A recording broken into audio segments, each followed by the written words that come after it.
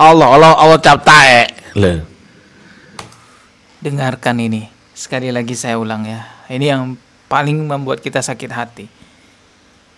Kalian itu jujur ya. Kamu sholat nyembah siapa? Apa yang kau ingat? Allah cap taek. Loh. Tak taek nang ini loh. Gak harus semua dibantah loh, Mas Imam. Assalamualaikum warahmatullahi wabarakatuh. Saiful Karim belum tertangani, Weldo juga belum tertangani. Muncul lagi yang baru dan ini lebih parah dari Weldo dan Saiful Karim. Karena ini dia belak-belakan. Dia berani mengkafir-kafirkan ulama dunia. Dia juga berani mengkafirkan seluruh umat Islam. Ini dia orangnya, teman-teman.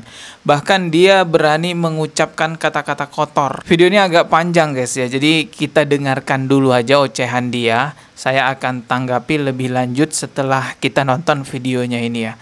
Langsung aja kita simak videonya. Bahwasanya agama, kalau menurut saya, itu tidak seperti yang disampaikan oleh ulama-ulama dunia. Agama bukan tentang teori, bukan tentang diskusi, tanya jawab, pemahaman, pengetahuan, ataupun ritual. Tapi agama adalah ma'rifatullah ya, hubunganmu dengan Allah. Berawal. Ya, ini dia ya sama seperti Weldo dan Saiful Karim. Berkedok ma'rifatullah. Jadi yang dia gembor-gemborkan ajaran ma'rifatullah. Tapi nyatanya hal-hal yang diajarkan, coba simak teman-teman. Ini parah banget. Dari kenal dan beserta dengan Allah.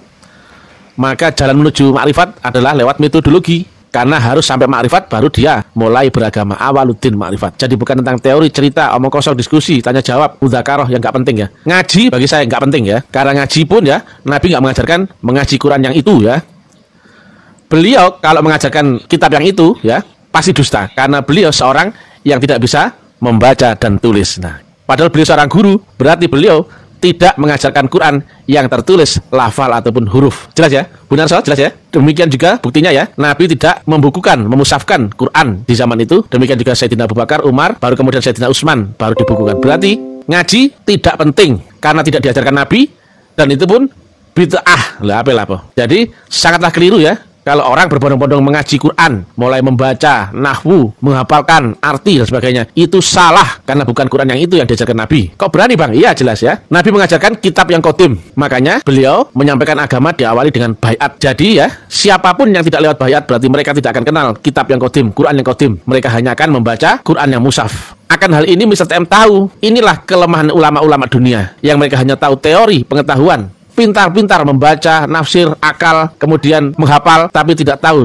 cara untuk menunjukkan cara prakteknya. Makanya begitu Taklim Ma'rifat hadir ya, kami sikat dengan pemahaman rukun yang paling dasar, yaitu rukun Islam yang pertama, syahadat. Gak satu pun yang bisa membantah akan ini. Apa yang kau saksikan dalam syahadatmu? Gak satu pun ulama dunia yang berani merespon pancingan Mr. TM nih. Berarti memang mereka tidak ngerti sama sekali. Lah kalau syahadat gak ngerti, berarti dia kafir apa sudah Islam? Kafir, belum Islam ya. Mereka sudah haji loh. Kafir apa Islam? Kafir. Mereka sholat loh 7 rakaat, 7 waktu misalkan. Kafir apa Islam? Kafir. Lu mereka bisa baca Quran loh, hafal loh. Kafir apa Islam? Kafir. Kita nggak usah bahas yang tinggi-tinggi ya. Paling dasar ternyata mereka sama sekali tidak ngerti ya. Makanya kami jadikan mainan ya. Saya goblok-goblokan, bodoh, tolol, plonga-plong, lolak-lolok, saya pisui, jancuk, picek, matamu asu, taek. Nggak akan bisa bantah ya. Padahal mereka keramat ya. Pinter ya, punya pondok pesantren ya. Santrinya banyak ya. Loh, harga dirimu di mana? Di mana-mana saya goblok-goblokan meweneng ya, karena tahu ini sedang berhadapan dengan biangnya ya. Itu tentang syahadat ya. Apalagi tentang cara mengingat Allah, nggak mungkin ya. Semua orang mengaku sholat, tapi saat ditanya siapa yang kau sembah dalam sholatmu, masih mengaku ya Allah katanya. Kemudian saya tanya lagi, apa yang kau ingat dalam sholatmu, masih mengaku Allah katanya. Pertanyaannya ketiga, apanya Allah yang kau ingat? Mulai lola. Kayak pedas ketulup itu plonga-plong ya. Nggak akan bisa kau bantah ya. Nggak akan bisa juga kau jawab. Ini bukan ranah teori. Hanya orang-orang yang tahu praktikal ya yang bisa menjawab akan ini. Kalian itu jujur ya. Kamu sholat nyembah siapa? Apa yang kau ingat? Allah cap taek. Loh. Dengarkan ini. Sekali lagi saya ulang ya. Ini yang paling membuat kita sakit hati. Kalian itu jujur ya. Kamu sholat nyembah siapa? Apa yang kau ingat? Allah cap taek. Loh. Tak taek nang ini loh.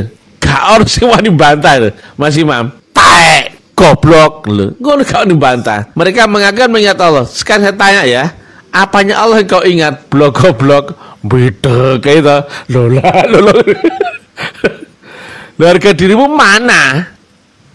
Inilah ya. Ya, katanya ngaji tingkatan makrifat, tapi bahasanya adalah bahasa orang yang tidak berilmu.